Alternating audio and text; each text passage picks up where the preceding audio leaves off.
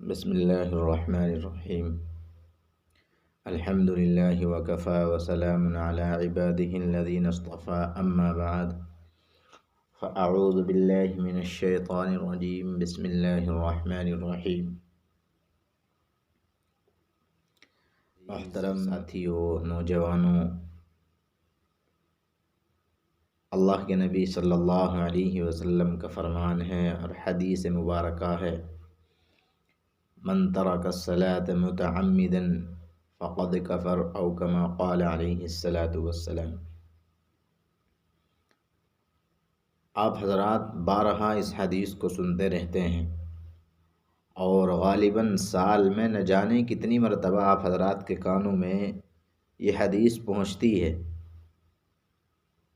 کہ جس شخص نے جان بوجھ کر نماز کو چھوڑ دیا اس نے کفر والا عمل کیا، فعل کفر کیا۔ جس شخص نے جان بوجھ کر نماز کو ترک کیا، نماز کو چھوڑ دیا، تو اس نے فعل کفر کیا۔ یہ آپ حضرات سنتے ہیں، اور سننا کیا ہے بھی یہی، اللہ کے نبی صلی اللہ علیہ وسلم کی حدیث اور آپ کی باتیں ذرہ برابر آپ صلی اللہ علیہ وسلم کی باتوں میں شک کی گنجائش نہیں ہے۔ اگر آپ کسی بات میں شک کریں گے، یہاں تک کہ آپ اگر کسی سنت کی بھی استہزاء کریں گے، سنت کا کسی کا استہزاء کیا، تو میرے عزیزو وہ آپ صلی اللہ علیہ وسلم کی سنت کا استہزاء کرنا، مذاق اڑانا، یہ آپ کے دین کے اور ایمان کے اور اسلام کے خلاف ہے۔ اور اگر میں یوں کہوں کہ آپ سنت کی استہزاء سے، یعنی سنت کا مذاق اڑانے سے آپ جو ہے اسلام سے خارج بھی ہو سکتے ہیں، تو یہ بھی بعید نہیں ہے۔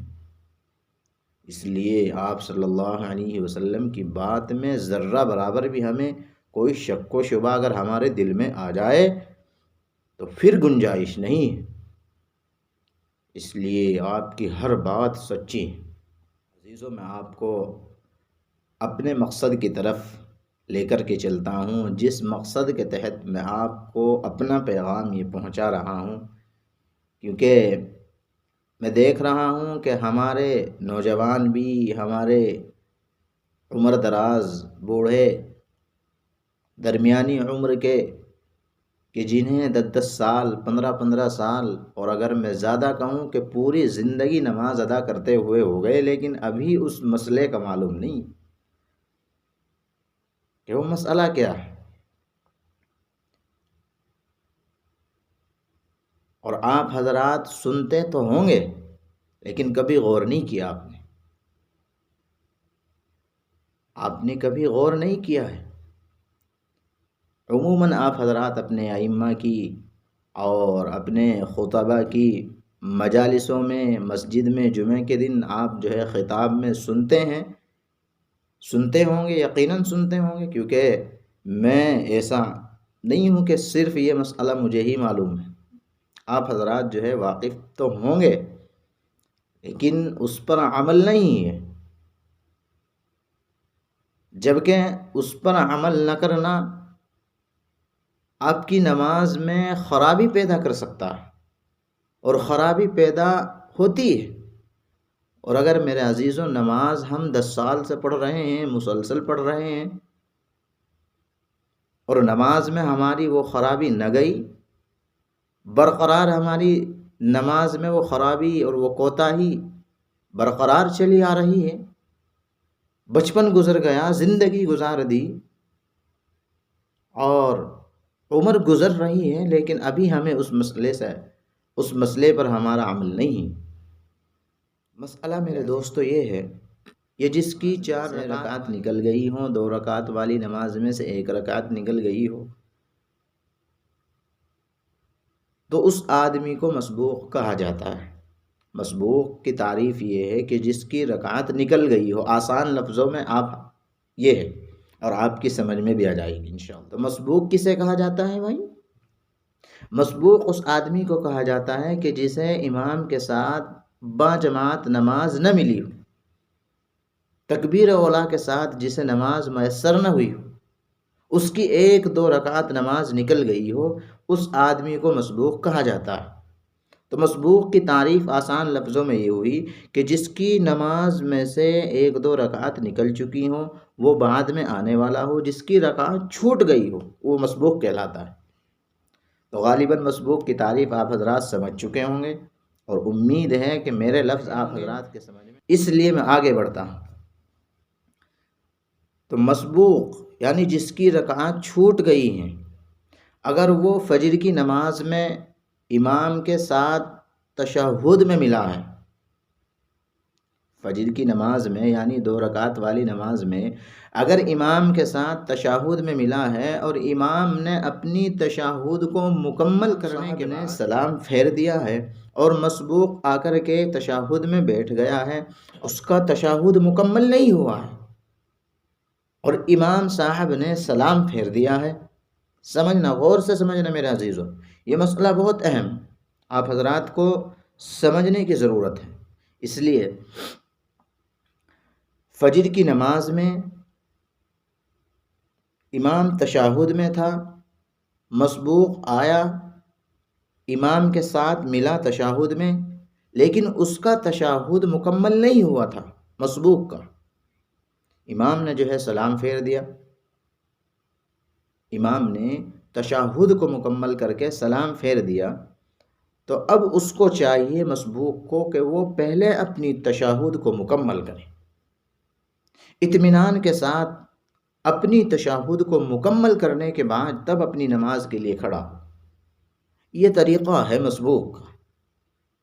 جس کی رکعت چھوٹ گئی ہو تشہد میں، وہ آدمی امام کے ساتھ آ کر کے ملا اور امام نے اس کے بیٹھتے ہی سلام پھیر دیا، تو اب اس کو چاہیے کہ وہ اطمینان کے ساتھ اپنے تشہد کو آسانی کے ساتھ اور اطمینان کے ساتھ مکمل کر، اس کے بعد اپنی نماز کے لیے کھڑا۔ اب آتی ہیں 4 رکعت والی نماز، 4 رکعت والی، 3 رکعت والی یعنی مغرب کی نماز۔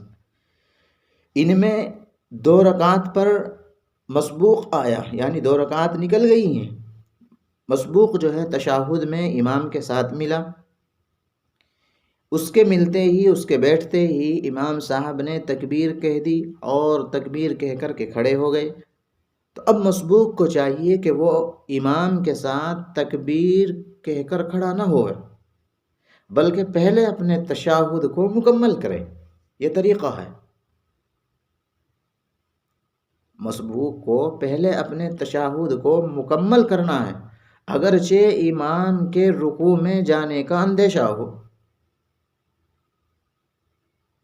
اگرچہ امام کے رکوع میں جانے کا اندیشہ ہو، لیکن پہلے اپنے تشہد کو مکمل کرے۔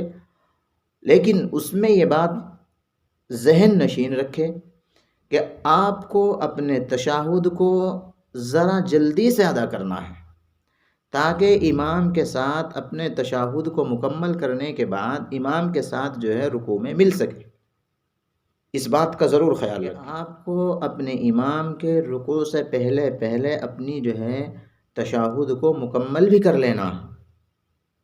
اور میں ہاتھ جوڑ کر کے اپنے اماموں سے یہ کہنا چاہتا ہوں کہ وہ بھی ذرا اپنے مقتدیوں کا خیال رکھیں کہ اتنی جلدی بھی نہ کرے کہ اس کا رکوع ہی نکل جائے۔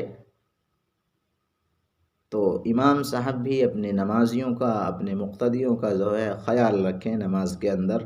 ایسے ہی 4 رکعت والی نماز میں قاعدہ اخیرہ میں آپ کے بیٹھتے ہی امام صاحب نے سلام پھیر دیا ہے، تو پھر بھی آپ کو اپنے تشہد کو مکمل کرنا ہے۔ جب تک آپ کا تشہد مکمل نہیں ہوگا تب تک آپ کی نماز درست نہیں ہوگی۔ اور اگر نماز میں واجب چھوٹ جاتا ہے تو پھر سجدہ سہو واجب ہوتا ہے۔ اب کچھ لوگ کہیں گے کہ جی امام صاحب کے پیچھے کیسے سجدہ سہو کریں؟ ہاں، حقیقت ہے، امام صاحب کے پیچھے سجدہ سہو نہیں کر سکتے،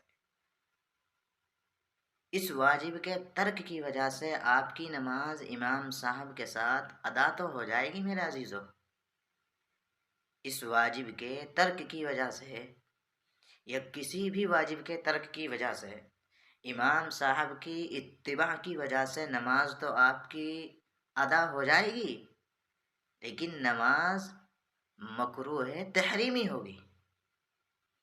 نماز آپ کی امام صاحب کے ساتھ واجبات کو چھوڑنے میں مکروہ تحریمی نماز ادا ہوگی، نماز تو ادا ہو جائے گی۔ اور مکروہ تحریمی کیا ہے؟ مکروہ تحریمی کیا ہے، اس کو سمجھنے کے لیے اور اس کو جاننے کے لیے آپ حضرات ہمارے ساتھ بنے رہیں۔ میں انشاءاللہ آپ حضرات کو اس کے بارے میں مکروہ تنزیہی، مکروہ تحریمی، حرام کس کو کہتے ہیں، ناجائز کس کو کہتے ہیں، اور جو ہے مکروہ کیا ہے، مباح کیا ہے، ان تمام کی تفصیل آپ حضرات کے سامنے انشاءاللہ ایسے ہی آتی رہے گی۔ آپ حضرات کی دعائیں، آپ حضرات کی اللہ محبت مجھے بھی اور ساتھ آپ کو بھی استقامت نصیب فرمائے۔ آپ حضرات ذرا یہ جو دو باتیں میں نے آپ حضرات کے سامنے رکھی ہیں کہ اپنی نماز میں تشہد میں جب امام کے ساتھ آپ ملتے ہیں تو اس بات کا ضرور خیال رکھیں کہ آپ اپنے تشہد کو مکمل کرنے کے بعد اپنی نماز کے لیے کھڑے ہوں گے انشاءاللہ۔ اللہ عمل کی توفیق عطا فرمائے۔ وآخر دعوانا الحمد للہ رب العالمین۔